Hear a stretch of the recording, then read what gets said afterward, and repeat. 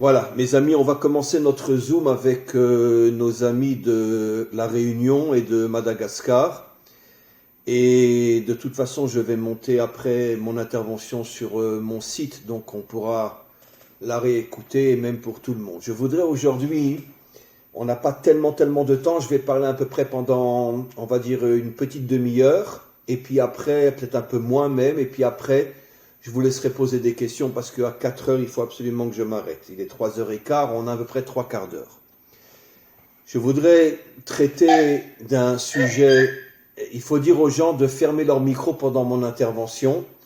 Je voudrais traiter d'un sujet qui n'est pas facile, que je n'ai pas vraiment traité ou que par vraiment de vagues allusions dans différents cours, mais ce n'est pas un sujet que j'ai véritablement traité dans les détails. Aujourd'hui aussi, comme on est assez limité par le temps, je ne pourrais pas vraiment rentrer dans les détails, mais au moins lancer le sujet, peut-être à l'occasion d'autres cours, on aura l'occasion d'approfondir. Et voilà de quoi il s'agit.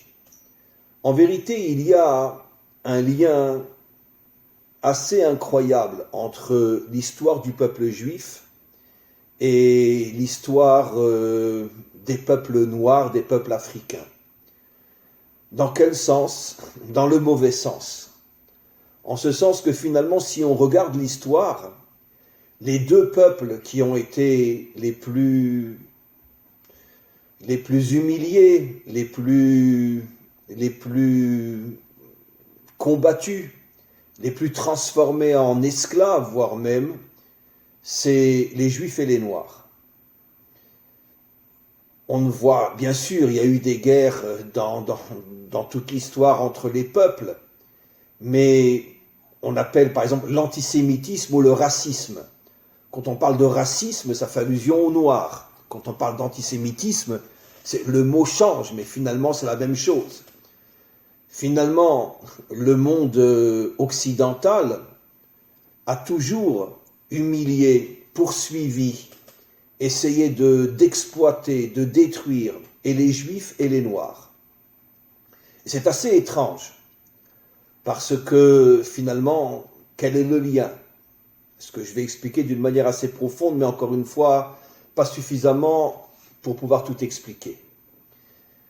Les Juifs ont commencé leur histoire en tant qu'esclaves. On était esclaves en Égypte. D'une certaine manière, les Noirs aussi, les peuples africains, depuis très longtemps, ont toujours été ceux qui ont été transformés en esclaves. Bien avant les Occidentaux chrétiens, c'est l'islam qui a commencé. Regardez bien l'histoire et vous verrez. Il y a des siècles et des siècles, au tout début de l'apparition de l'islam, les premiers qui ont été transformés en esclaves par les musulmans, pas par tous les musulmans bien sûr, mais par une partie des musulmans qui avaient besoin d'esclaves pour le commerce ou d'autres choses, les esclaves, on a été les chercher en Afrique. C'est quand même incroyable. Après, sont les chrétiens qui sont venus, surtout en Amérique, comme on le sait. Et malheureusement, l'histoire des Noirs en Amérique a été complètement censurée. On ne peut même pas imaginer ce qui s'est passé. Des massacres inimaginables, des tortures inimaginables, des viols surtout inimaginables. Toutes les jeunes belles filles étaient violées par leurs maîtres blancs. Et bien sûr, la transformation en esclaves. Et jusqu'à aujourd'hui, les peuples africains sont exploités, sont trahis par le monde occidental. Toutes les richesses africaines sont malheureusement exploitées surtout par les Blancs et par le monde occidental. Et que ce soit le diamant, que ce soit quantité d'autres choses. Et on le sait aussi que pratiquement toutes les luttes intérieures entre les différentes tribus ou les différents peuples africains sont en vérité, dans le secret de l'histoire, sont provoqués par les Occidentaux qui ont besoin justement de créer une sorte d'instabilité à l'intérieur de l'Afrique de manière à mieux la dominer, comme le dit le proverbe français, diviser pour mieux dominer. Et le peuple juif, de son côté aussi, comme je l'ai expliqué, a été transformé en esclave avant même sa naissance, la sortie d'Égypte, et depuis, il a toujours été poursuivi, toujours été attaqué, jusqu'à aujourd'hui encore.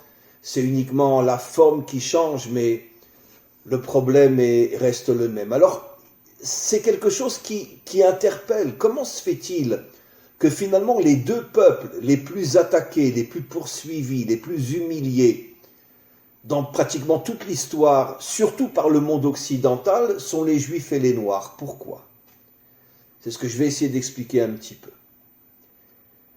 Aussi, on assiste à un phénomène assez étrange, c'est que pendant des siècles, les Noirs, les Africains qui revenaient d'une certaine manière, entre parenthèses, aux religions non africaines, ils revenaient au christianisme, ils revenaient une partie à l'islam jusqu'à aujourd'hui, mais jamais au judaïsme, avec une petite parenthèse que je vais donner dans quelques instants.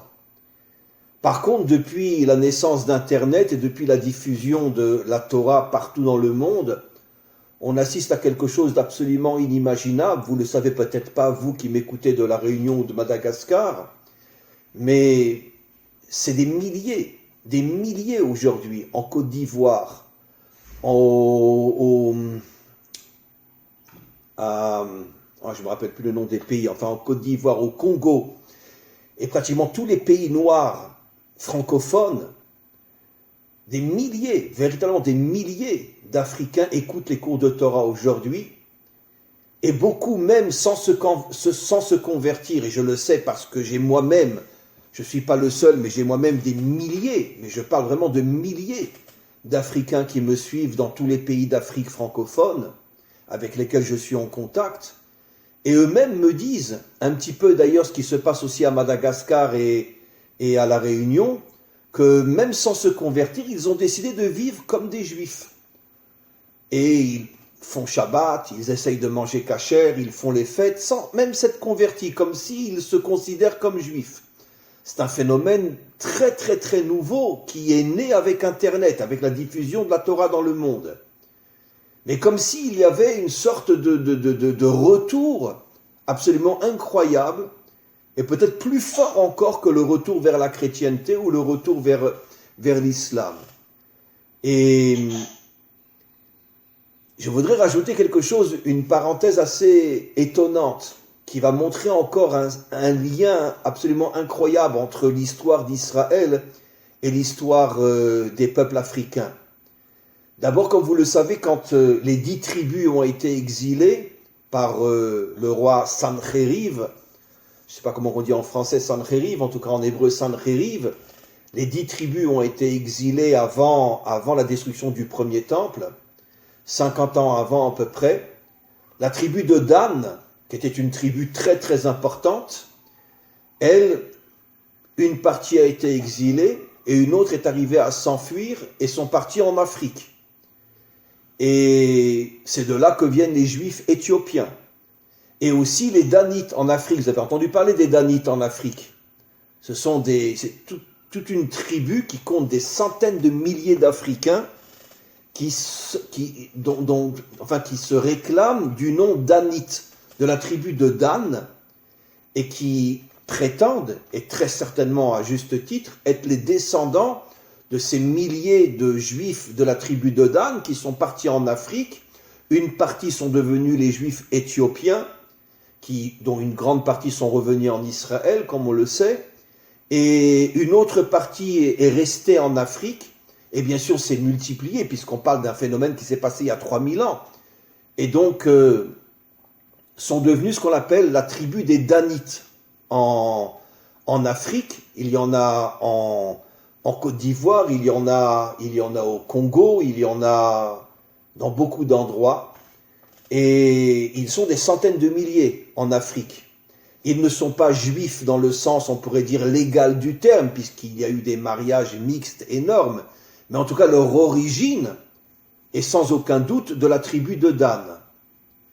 Peut-être c'est la raison pour laquelle il y a tellement aujourd'hui d'Africains, pas seulement en Afrique, mais un peu partout, qui commencent à s'intéresser au judaïsme, parce que peut-être que c'est l'ADN de la tribu de Dan qui refait surface, et peut-être dans le subconscient de l'âme africaine, se cache finalement une étincelle, une identité juive qui est en train de revivre et en train de se réveiller grâce aux cours qui sont diffusés maintenant partout dans le monde et surtout en Afrique. Je peux vous raconter une histoire absolument incroyable.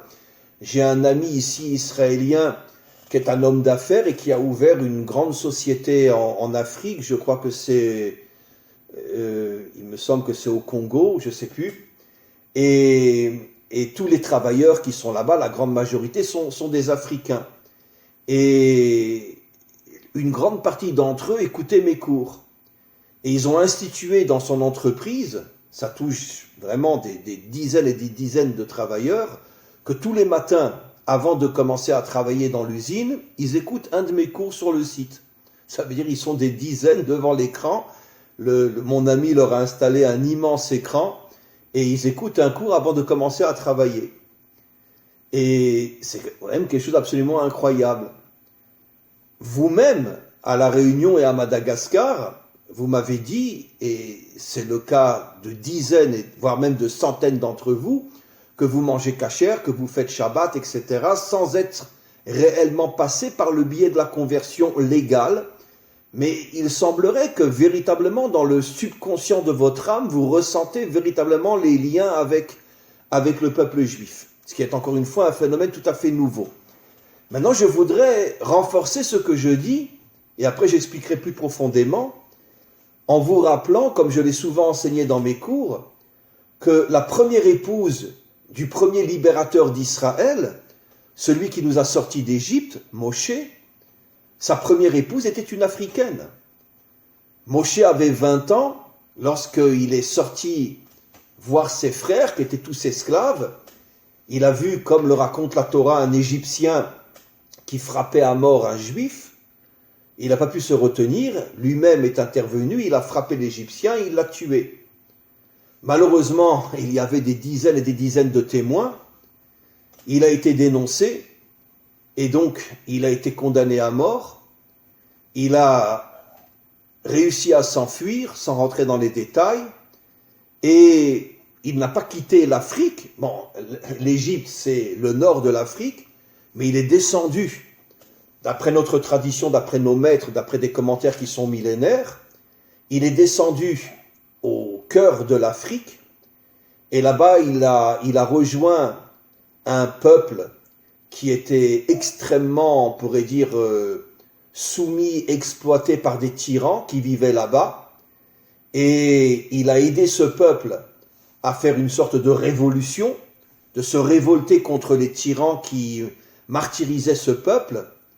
Et l'un des révolutionnaires, après la révolution qui a réussi et que Moshe était aux côtés de ces révolutionnaires, il a été un des moteurs de cette prise de conscience que vous ne pouvez pas continuer à être maltraité comme ça, vous devez vous révolter. Il y a eu donc cette révolte, et l'un des guerriers de la révolte les plus importants est devenu le roi de ce peuple-là. Bon, c'est une histoire qui remonte à 4000 ans, donc on n'a plus les noms, etc., mais l'histoire est authentique. Malheureusement, ce roi, celui qui est devenu roi était marié, mais très vite, il a été malade et il est mort. Et comme son bras droit était Moïse, Moshe après a épousé la veuve de ce roi africain, qui était une Africaine, et ça a été sa première femme qui l'a accompagné après jusqu'à la fin de sa vie. Quand Moshe a quitté l'Afrique et est venu à Midian, on va dire, c'est une partie de l'Arabie Saoudite. D'ailleurs, jusqu'à aujourd'hui, la ville de Médine, du nom de Midian, le nom biblique, Midian. Après, il a épousé sa deuxième épouse, qui était Tzipora, la fille de Yitro. Mais il a gardé, bien sûr, sa première épouse, qui l'a accompagnée partout. C'est quand même incroyable. Comment se fait-il que finalement, le premier libérateur d'Israël va épouser une Africaine? Pourquoi? Qu'est-ce qui se cache derrière ça? Maintenant, je vais vous rapporter une autre histoire. Vous savez que le roi Salomon avait 1000 femmes. C'était toutes des princesses, toutes des filles de rois. Son intention, c'était bien sûr pas de se faire un harem, mais son intention, à l'époque, il n'y a pas Internet, il n'y a pas de téléphone, il n'y a pas de télévision. Son intention, c'était de prendre comme épouse la fille d'un roi pour créer des relations et la paix entre Israël et tous les différents peuples qui entouraient Israël, car comme on le sait, si vous lisez la Bible, depuis le jour où Josué, Yahushua est rentré en Israël jusqu'à l'époque du roi Salomon, pendant pratiquement 1000 ans, c'était constamment des guerres, des guerres, des guerres, des guerres. Le roi Salomon a construit le premier temple, il a décidé de créer la paix entre lui et tous les peuples, et l'un de ses moyens, c'est de devenir le gendre, tout simplement, de tous les rois ennemis qui entouraient Israël. Et donc il a épousé 1000 femmes. On ne connaît pas leur nom, on ne sait pas qui elles étaient, on en a juste une. La première qu'il a épousée, c'était la fille de Pharaon, mais on n'en parle pas trop, on cite juste son nom. Mais par contre, il y a toute une histoire avec Salomon et la reine de Saba. La reine de Saba qui était une Africaine. Il y en a qui disent que c'était une Éthiopienne. Et ils ont eu une relation, ils ont vécu ensemble. La reine de Saba était folle amoureuse du roi Salomon et lui aussi. Et c'est devenu l'une de ses femmes les plus chéries, les plus préférées des 1000 femmes qu'il avait. Et c'était une Africaine elle aussi. Donc on voit quand même deux hommes d'une importance extrême dans notre histoire. Le premier libérateur, Moshe, et le premier vrai roi d'Israël, en ce sens, roi qui est arrivé à installer la paix dans toute la région, chose qu'aucun autre avant lui, même son propre père David, n'était pas arrivé à faire. David était toujours en guerre avec tous les peuples des alentours. Et le premier qui arrive à créer, bon, pas longtemps, mais pendant 40 ans au moins, la paix entre Israël et tous les peuples aux alentours, c'est le roi Salomon. Et l'une de ses femmes préférées va être la reine de Saba, qui est une Africaine, une Éthiopienne d'après de nombreux commentaires. Donc il y a quand même quelque chose d'assez étrange. Ce lien commun, l'histoire des peuples noirs et l'histoire d'Israël, les persécutions, la transformation en esclaves, les humiliations, le racisme ou l'antisémitisme, et jusqu'à aujourd'hui plus ou moins, avec bien sûr des milliers de nuances, mais malgré tout, ça continue plus ou moins dans le monde occidental. Et comment se fait-il, encore une fois, que deux personnages à ce point importants, alors que Salomon a 1000 femmes, celle qu'il va préférer au-dessus de toutes va être, encore une fois, une Africaine, et la première épouse de Moshe est une Africaine aussi. Donc, ce sont des messages inimaginables que la Torah nous envoie pour nous montrer que, d'une manière que pratiquement, dont personne ne parle jusqu'à aujourd'hui et que personne ne saura vraiment expliquer, il y a oui un lien profond entre les peuples noirs et le peuple juif. Oui, il y a un lien profond. Mais quel est ce lien? Alors, comme je l'ai dit, on est assez limité par le temps, je ne peux pas rentrer trop dans les détails, mais je vais déjà commencer à le faire et peut-être qu'on expliquera plus profondément. Vous savez que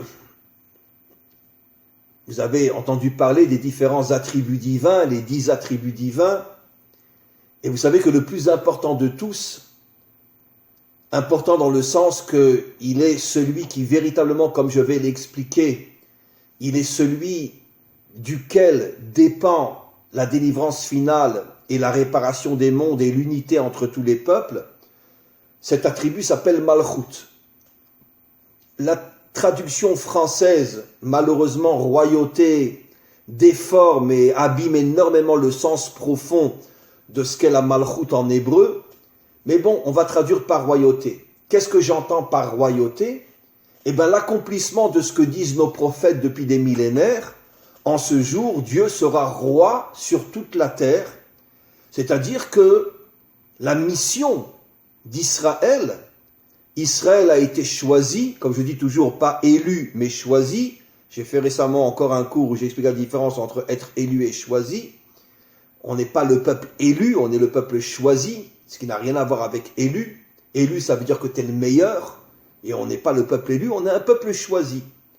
Et chaque peuple, en vérité, comme on sait d'après la tradition d'Israël, il y a 70 peuples, chaque peuple a une mission particulière. Malheureusement, comme les 70 peuples, au moment du don de la Torah, ont refusé la Torah, donc elles n'ont pas reçu leur véritable mission, qu'elles ne retrouveront qu'au moment de la délivrance finale. Mais Israël a, oui, accepté la Torah, et donc a reçu sa mission. Quelle est la mission d'Israël ? Dévoiler la royauté d'Hachem dans ce monde. Ça veut dire mettre fin à toute la corruption, à toutes les horreurs de tous les dirigeants dans le monde entier qui, soit ouvertement, soit en se cachant, finalement se comportent d'une manière qui va à l'encontre de tout ce que l'humanité véritablement a besoin.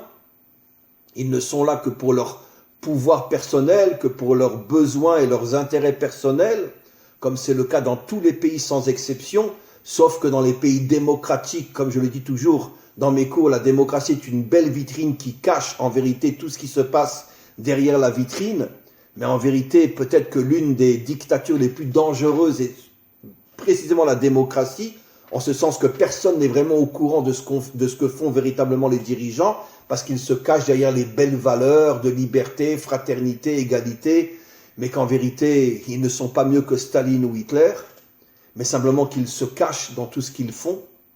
Mais ça, c'est un sujet dont j'ai déjà beaucoup parlé, et peut-être on en reparlera entre nous. Mais quoi qu'il en soit, qu'est-ce que signifie le fait de dévoiler Dieu comme roi sur terre ?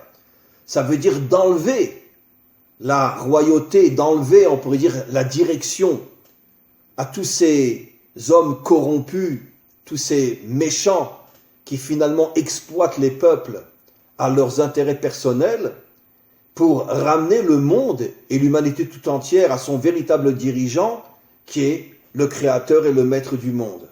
En vérité, jusqu'à aujourd'hui, il dirige le monde, mais seulement la manière dont il dirige le monde est tellement cachée que personne ne peut l'imaginer, parce que ça dépasse l'entendement. Par contre, nous, ce qu'on voit, c'est qui dirige l'Amérique, qui dirige la Russie, qui dirige Chine, et combien de dictateurs en Afrique, et combien partout dans le monde, etc., en Chine, et peu importe où. De toute façon, que le dictateur soit visible ou ne le soit pas, ce sont tous des dictateurs. Sauf qu'encore une fois, comme je l'ai dit, la démocratie est arrivée à cacher la corruption des dirigeants. Mais quoi qu'il en soit, ils ne sont pas différents de ceux où la dictature est visible. Et donc, l'une des missions, peut-être la plus importante du peuple juif, c'est de dévoiler la royauté d'Hachem dans le monde, et tous les peuples se révolteront au moment de la délivrance contre leurs dirigeants, les jetteront et remplaceront la véritable direction du monde par le maître du monde lui-même, avec des représentants sur terre qui ne vivront que pour le représenter et pas pour vivre pour leurs propres intérêts à eux, et ceci dans chaque peuple. Maintenant, figurez-vous, mes amis, que depuis des millénaires, nos maîtres nous expliquent que chaque attribut divin, chaque sphira, en hébreu sphira, en français attribut divin, c'est-à-dire une qualité divine, là on parle de la malchoute, chaque qualité a une couleur. Et figurez-vous, quelle est la couleur de la malchoute ? Noir.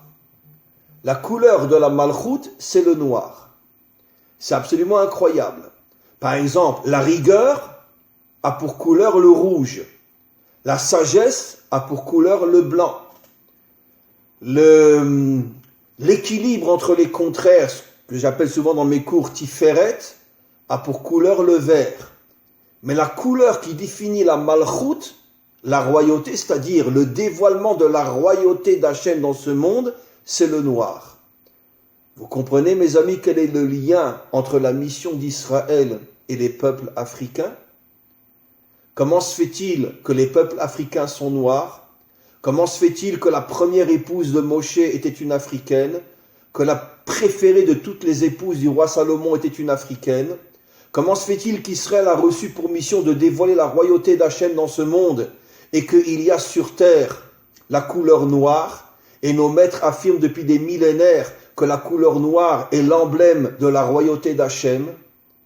Eh bien, mes amis, vous comprenez quelque chose d'absolument incroyable.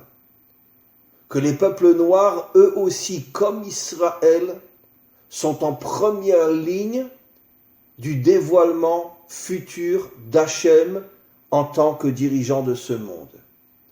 Et maintenant, vous allez comprendre pourquoi Israël et les peuples africains sont à ce point maltraités depuis des millénaires, transformés en esclaves, massacrés, torturés, humiliés.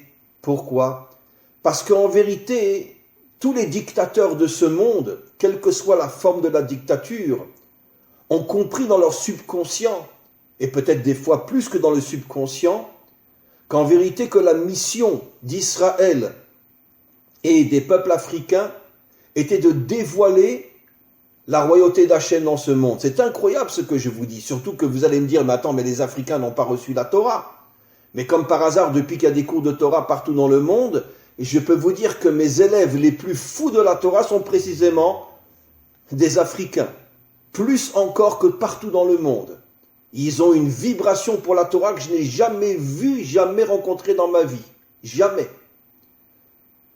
Et donc, si je raconte ce que je dis comme ça, même à des juifs, ils vont me dire, mais il est fou. Quel rapport entre le dévoilement de Dieu comme roi sur terre et les peuples africains? Mais parce que malheureusement, c'est un aspect, une partie de la Torah que même la majorité des juifs n'étudient pas et ne connaissent pas. Mais moi, je vous affirme qu'au moment de la délivrance finale, va se recréer un lien entre Israël et les peuples noirs plus fort, plus authentique, plus profond qu'avec n'importe quel autre peuple. Et je vous garantis que l'amitié la plus profonde, la plus forte, la plus puissante qui régnera dans le monde entre Israël et d'autres peuples sera entre Israël et les peuples noirs. Pourquoi ?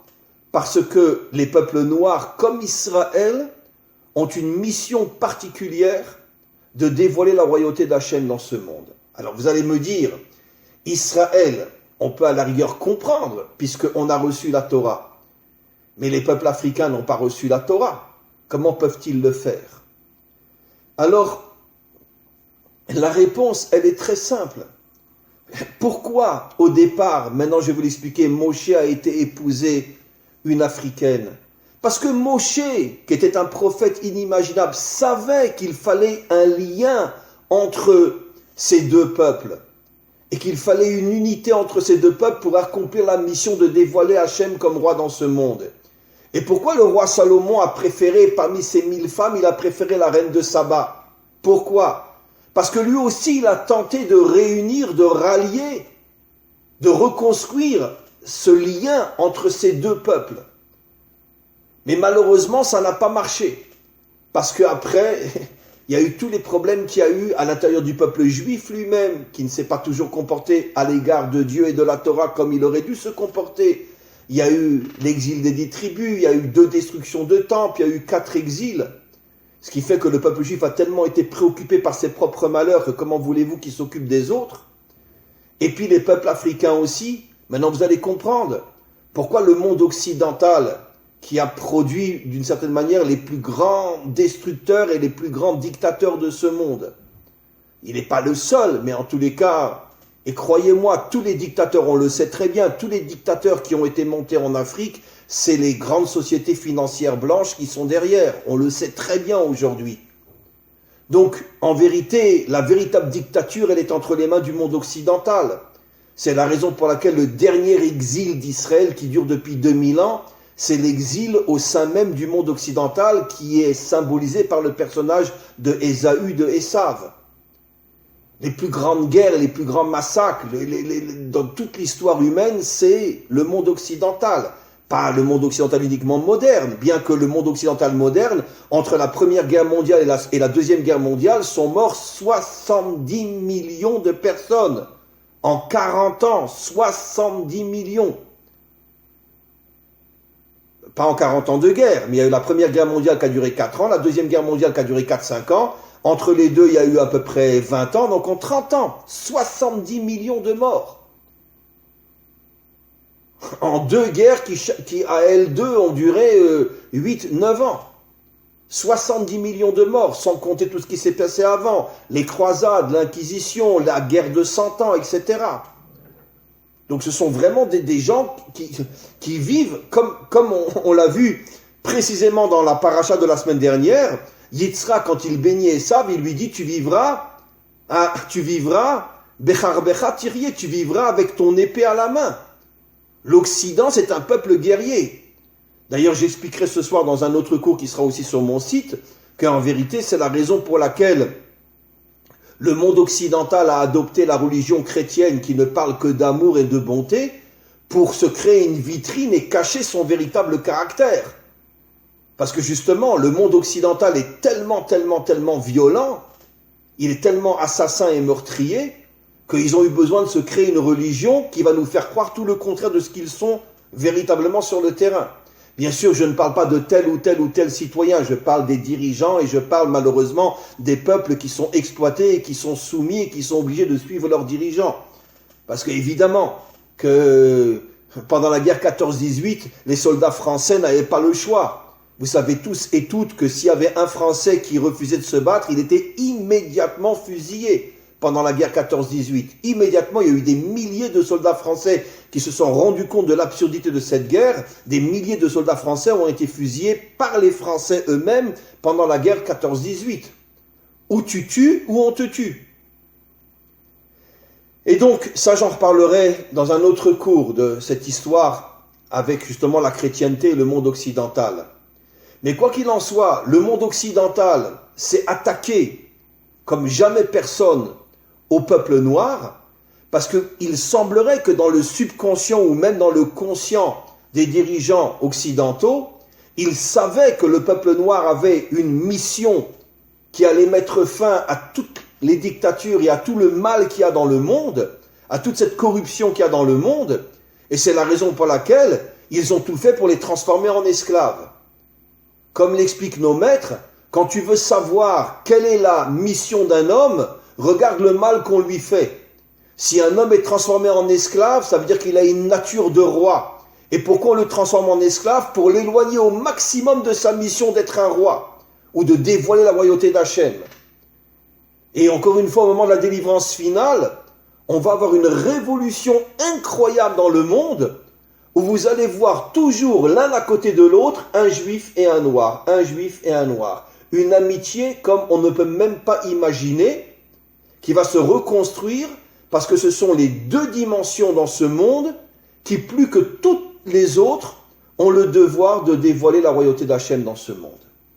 Alors maintenant, vous me direz, mais comment c'est possible? Alors, j'ai déjà commencé à répondre. Grâce, entre autres, à la diffusion de la Torah. Grâce au fait que, justement, on peut comprendre pourquoi le maître du monde a voulu que la tribu de Dan s'exile en Afrique, et aujourd'hui c'est des centaines de milliers, voire beaucoup plus d'Africains qui ont une étincelle juive en eux, comme c'est le cas chez vous et comme c'est le cas partout dans le monde. Il y a eu un moment, je cherchais le nom du pays, au Togo. Togo qui est un pays de langue française aussi, ça remonte à quelques années. Il y avait une journaliste qui travaillait aussi dans le gouvernement, qui écoutait mes cours. Et elle a réussi à convaincre le gouvernement du Togo qu'une fois par semaine, pendant 1 an, à la télévision du Togo, il montrait un de mes cours. Je ne sais pas si vous vous rendez compte. Un truc fou. Dans la télévision officielle du Togo, il y avait un cours 1 fois par semaine. Bon, après ça s'est arrêté parce que peut-être qu'elle a quitté son poste ou je ne sais pas. Mais pour vous dire comment le gouvernement du Togo a accepté une chose pareille. Parce que certainement que dans l'essence même de très nombreux Africains, soit il y a une étincelle juive qui remonte de la tribu de Dan, soit il y a tout simplement cette prise de conscience dans le subconscient des peuples noirs, que eux aussi font partie de ce projet divin de dévoiler Dieu comme roi de ce monde. Et c'est pour ça que justement ils sont tellement maltraités depuis des millénaires jusqu'à aujourd'hui, pour les empêcher de mener à bien leur mission. Comme Israël, quand les Juifs sont à ce point poursuivis et massacrés, comment voulez-vous qu'ils aient le temps de se consacrer à leur mission? Donc quand tu veux éloigner quelqu'un de sa mission, tu le mets dans une situation qui est à l'extrême opposé de ce qu'il devrait faire. Pour conclure, mes amis, ce que je voudrais dire est la chose suivante. Je pense que c'est un cours qu'il va falloir réécouter car il est très important, bien qu'il y ait encore des milliers de choses à dire. Après, je voudrais que vous me posiez des questions. Mais ce que je veux dire est la chose suivante. Vous faites partie, comme des milliers d'autres, de cette conscience qui se réveille, de ce retour finalement à votre source authentique, à votre mission authentique. Et c'est pour ça que vous devez de toutes vos forces vous renforcer dans l'écoute de la Torah, dans votre rapprochement à la Torah d'Israël et à ceux qui parmi le peuple juif enseignent comme je le fais ou comme d'autres le font, de manière à ce que justement votre rapprochement vers la Torah et votre prise de conscience que finalement c'est pas seulement parce que ça vous intéresse, mais parce que vous avez vous aussi une mission qui est aussi importante que la nôtre, nous Israël, et qu'un jour viendra où on sera ensemble, nous c'est les deux peuples, bon c'est plus que deux peuples, mais en tout cas ces deux dimensions de l'humanité, nous serons ensemble pour reconstruire le monde, et tout le monde sera, je veux dire, personne ne comprendra, mais comment c'est possible ? Comment c'est possible que les deux civilisations les plus méprisées, les plus humiliées, les plus poursuivies de l'histoire, c'est elles qui reconstruisent le monde ? Donc ce que je veux vous faire comprendre, mes amis, c'est que vous avez une mission incroyable. Vous devez vous renforcer, pas seulement personnellement par rapport à la Torah, mais vous devez de plus en plus, et ça prendra du temps, c'est pas une histoire de 5 minutes, ni d'1 an, ni de 2 ans, mais vous devez au fur et à mesure prendre conscience que vous devez vous réveiller. Vous devez dévoiler la dimension royale qu'il y a en vous. Vous devez vous débarrasser de vos habits d'humiliation, d'esclavage, etc. Et prendre conscience que le masque qu'on a voulu vous coller, c'est justement pour vous empêcher de devenir ce que vous devez être. Et vous allez devenir ce que vous devez être. Mais pour ça, encore une fois, il faut vous renforcer sur le plan spirituel, sur le plan moral, et petit à petit sur le plan des actions aussi. Il est grand temps, et je sais que ça se fera un jour, où les peuples africains se révolteront contre toute la dictature blanche qui exploite toutes les richesses des Africains et qui exploite tout ce qu'ils ont pour le prendre pour eux, pour le monde occidental, et ne laisse rien aux Africains eux-mêmes. Et pour les écraser, ils nomment à la tête de chaque pays un dictateur qui écrase son peuple parce qu'il reçoit des millions de l'Occident. Et pour ces millions, il est prêt à écraser ses propres frères. Il faut que les Africains se révoltent, exactement comme les Juifs l'ont fait en Égypte. Ou comme, d'une certaine manière, dans toute l'histoire, il y a eu des peuples qui étaient tellement exploités qu'un jour ils se sont révoltés. Et quand les peuples africains retrouveront leur véritable indépendance, leur véritable identité, à ce moment-là, ils se reconstruiront, et surtout avec et grâce à la Torah d'Israël qui se diffuse partout maintenant dans le monde, et ensemble, Israël et cette partie de l'humanité, nous arriverons ensemble à dévoiler la royauté d'Hachem dans ce monde. Voilà le grand projet qui nous attend. Et encore une fois, j'oserais presque dire, et je le dis avec la plus grande sincérité, soyez fiers d'être noirs. Soyez fiers d'avoir la couleur que vous avez. Parce que cette couleur qui est inscrite sur votre peau témoigne du fait que vous avez été choisi par le maître du monde pour dévoiler sa royauté dans le monde, comme je l'ai expliqué, puisque le noir est la couleur de la royauté d'Hachem. Donc, arrêtez d'être meurtris ou d'être humiliés par tous ces racistes qui vous considèrent comme je ne sais quoi, comme ils considèrent les Juifs d'ailleurs, et dites-vous, c'est le contraire. C'est justement parce que je suis un roi que tu veux faire de moi un esclave. Mais un jour viendra où vous comprendrez, vous les autres peuples, quelle est notre mission, quelle est notre grandeur, quelle est notre force. Et un jour viendra, on réussira tous ensemble, avec l'aide du Maître du monde, à dévoiler sa royauté sur terre. Be'ezrat Hashem, c'est-à-dire en hébreu, avec l'aide du Maître du monde. Voilà mes amis, est-ce que vous avez quelques questions ? C'est des questions qui ne sont pas forcément liées au cours, ça peut être des questions dans d'autres domaines. On a encore On n'a plus tellement de temps, c'est vrai, j'ai complètement oublié que j'ai un rendez-vous à 4 heures. Alors allons vite jusqu'à ce que la personne avec qui j'ai rendez-vous arrive. Et dès qu'elle va sonner, je serai obligé d'arrêter, je suis désolé. On a commencé un petit peu en retard, on aurait dû commencer à 3 heures, mais on a commencé à 3h15, 3h20. Donc bon, il y a de la place pour 2-3 questions. Est-ce que vous avez 2-3 questions? De toute façon, Angela, moi je voudrais qu'on tienne ce rendez-vous une fois par mois. D'accord? D'accord. Une fois par mois, on fait ce rendez-vous-là. Vous êtes tous d'accord? Tous et toutes d'accord? Oui. Ok, très bien. Alors, une ou deux questions. Raneivo? Oui. Bonjour. Oui, bonjour, comment ça va? J'ai une question que je dois poser. Vous me connaissez, j'imagine. Comment? Et là, vous me connaissez, j'imagine. Oui, bien sûr, je vous connais, Oui, on bien voit sûr. chez l'Arnaquage. Oui, oui, bien sûr. Ma question, c'est autre chose. C'est le lien de l'HP avec les enfants, en fait, puisque vous avez dit ça dans un autre cours. Le lien de l'habillement de Bayoret avec les enfants.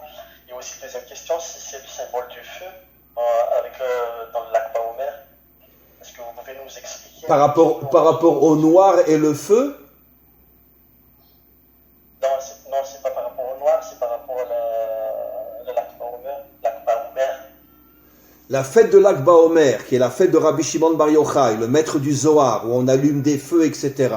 Mais en vérité, vous avez 100% raison. De la même manière que la couleur noire est le symbole de la royauté d'Hachem, le feu aussi est l'un des symboles de la royauté d'Hachem, parce que le feu représente la force. L'eau est le symbole de la bonté dans la tradition d'Israël, et le feu est le symbole de la force, de la détermination, de la volonté, de la rigueur. Si vous voulez, le feu est la force guerrière, et l'eau est la force de bonté. Et donc, justement, pourquoi on a besoin du feu, et pourquoi justement c'est le symbole de Rabbi Shimon Bar Yochai? Parce qu'aucun maître n'a autant parlé de la reconstruction de la royauté, autant que Rabbi Shimon Bar Yochai dans le Zohar, bien que il l'a fait d'une manière complètement codée, complètement cachée, il faut arriver à décrypter. Mais tout le Zohar, c'est la lumière cachée de la reconstruction de la royauté de Dieu sur terre. Et pourquoi justement le jour de son décès, on allume des feux partout? Parce que le feu est le symbole, on pourrait dire, de l'énergie guerrière, qui veut nous faire comprendre qu'on ne pourra pas redonner le monde à Hachem, au maître du monde, sans un véritable combat contre toutes les forces du mal. Ça veut dire on va pas venir avec un beau sourire, allez mes amis, soyez gentils, etc. Ça va pas marcher comme ça. Si les peuples ne se révoltent pas, si les peuples ne partent pas en guerre contre toutes les dictatures financières, politiques et autres qui dominent l'humanité tout entière, si les peuples ne se révoltent pas, on n'arrivera pas à ramener ce monde à Dieu. Donc le feu est le symbole de l'énergie guerrière dont on aura besoin un jour. Vous croyez que le Mashiach va venir, il va faire un grand sourire et tout le monde va revenir vers Dieu? Jamais de la vie. Nos maîtres expliquent clairement que le Mashiach va monter toute une armée, et pas seulement de juifs, une armée dans le monde entier avec des centaines de milliers de non-juifs qui vont le suivre pour se battre contre toutes les mafias de ce monde. La délivrance ne va pas se faire avec un sourire, avec une auréole sur la tête. La délivrance va se faire à partir d'un combat du bien contre le mal. Parce que tant que le mal ne sera pas détruit, il n'y aura pas de délivrance. Et les peuples resteront soumis, humiliés, opprimés par tous les dictateurs de ce monde. C'est ça le symbole du feu. Pour nous faire comprendre encore une fois que la délivrance demande du courage, de la volonté, de la détermination quand le Mashiach va monter son armée. Et comme je l'ai dit dans mon cours, je peux vous assurer que parmi les non-juifs, ceux qui seront le plus avec lui seront justement les peuples africains, vous allez le voir. Parce qu'eux comprendront plus que les autres encore la mission qu'ils ont d'amener le dévoilement de Dieu dans ce monde. Voilà, y a-t-il encore une autre question, mes amis? Et on a quelques questions, s'il vous plaît. Oui, mais on vous entend un peu mal. Fitiana, c'est vous? Oui, c'est moi. Allez-y. En fait, on est tous là avec le compte de Flavien Euro. Oui. Oui. Donc, Allez-y, je la répéterai parce qu'on entend mal. Par rapport à la Torah, où exactement est la place des femmes? Pardon? Par rapport à la Torah, où exactement est la place des femmes?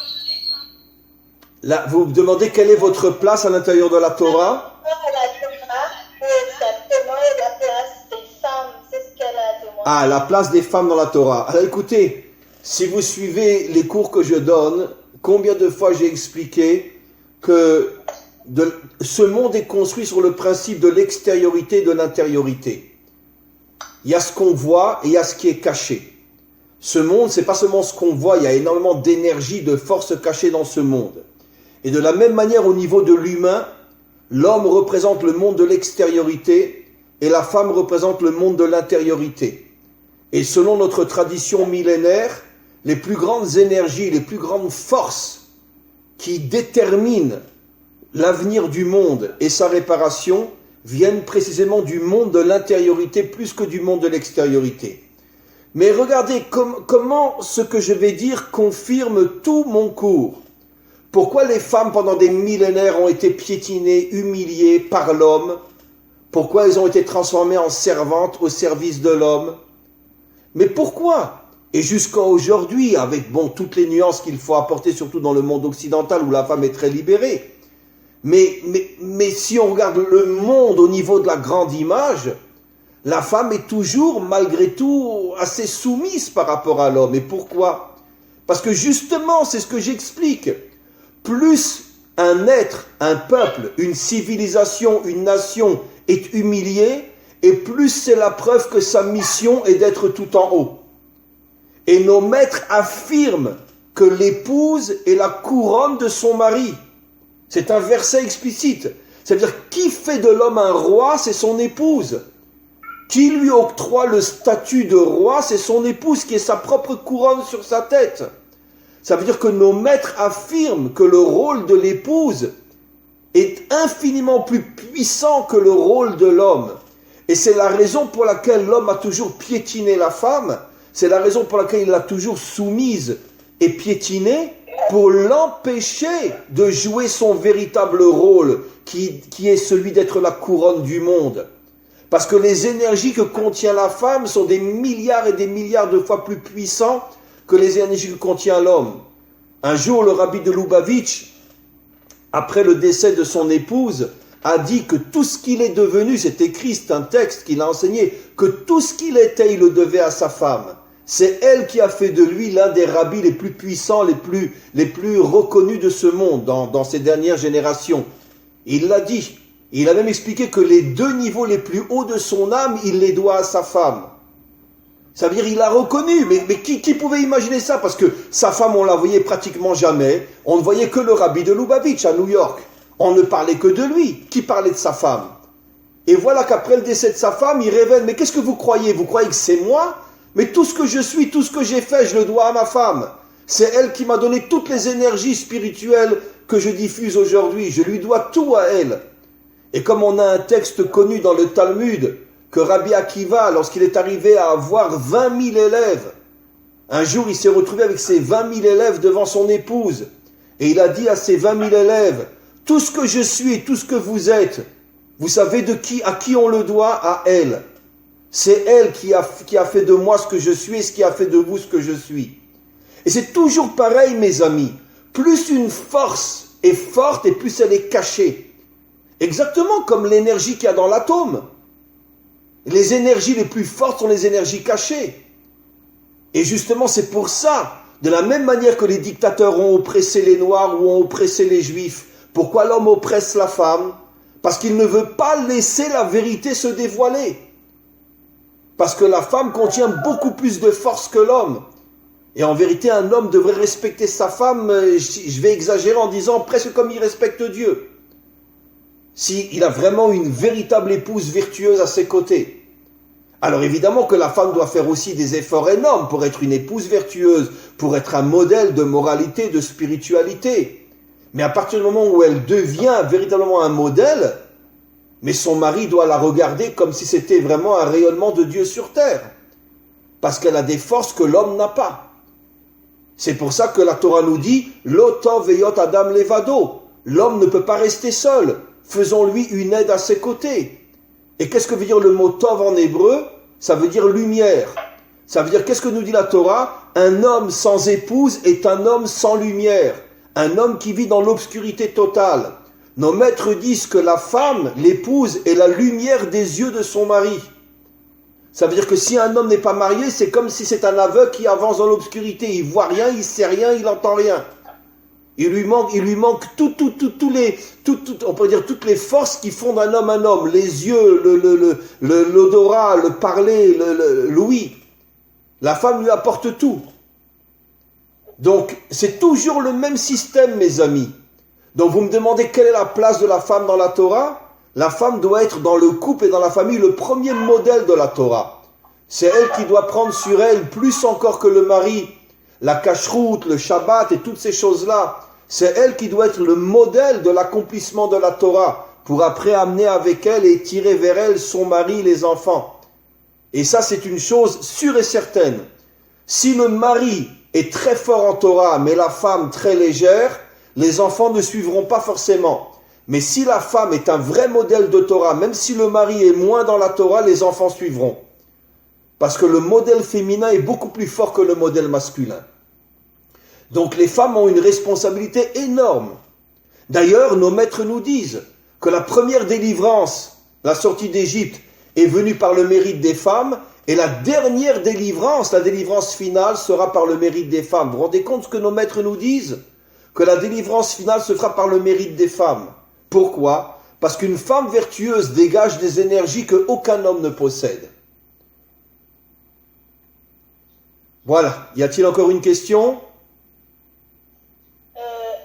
Juste 2 minutes, Rav. Oui. Je ne sais pas si vous avez encore une question. Encore une question? La personne n'est toujours pas arrivée. Ah, d'accord. Oui, vous avez encore une question? Donc, on voudrait savoir, c'est que Non, je vous entends très très mal, les amis. Angela, vous entendez, vous, la question? J'entends mal, Christine. J'entends mal.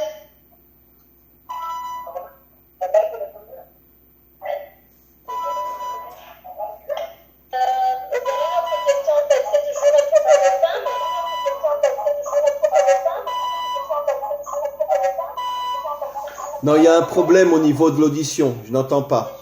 Il faut essayer de faire venir un technicien, mes amis, pour réparer un petit peu le... Voilà, je vais devoir m'arrêter, parce qu'on est en train de toquer à la porte, je vais devoir m'arrêter. Angela, on continue ces rendez-vous une fois par mois, et j'espère, préparez-vous les amis, quand le corona, si Dieu veut, un jour sera derrière nous, vous m'invitez un jour à Madagascar à la Réunion. C'est oui? C'est oui. Très bien. Voilà. Oui. Et on passera des moments extraordinaires ensemble. Vous êtes d'accord? D'accord. Nous sommes très reconnaissantes et vous remercie énormément pour tout ce que vous diffusez, car nous savons que vous prenez en compte de tous les sujets les plus chauds, surtout. Vous en parlez ouvertement comme vous ressentez. Et Baruch Hashem, le cours nous apporte beaucoup Merci beaucoup. par rapport à la Torah, authentique surtout. Je vous remercie d'avoir accepté notre invitation. Merci beaucoup, Rav. Merci beaucoup. Et moi aussi, je vous remercie. Je vous porte tous dans mon cœur. Et j'espère qu'on pourra se voir un jour et se serrer la main et être ensemble et passer des moments extraordinaires ensemble. À tous et à toutes, une très très très bonne fin de journée. Et merci pour ce Zoom et on se reparle dans un mois. On va le préparer le prochain, d'accord? Merci. À très bientôt mes amis. À bientôt, au revoir.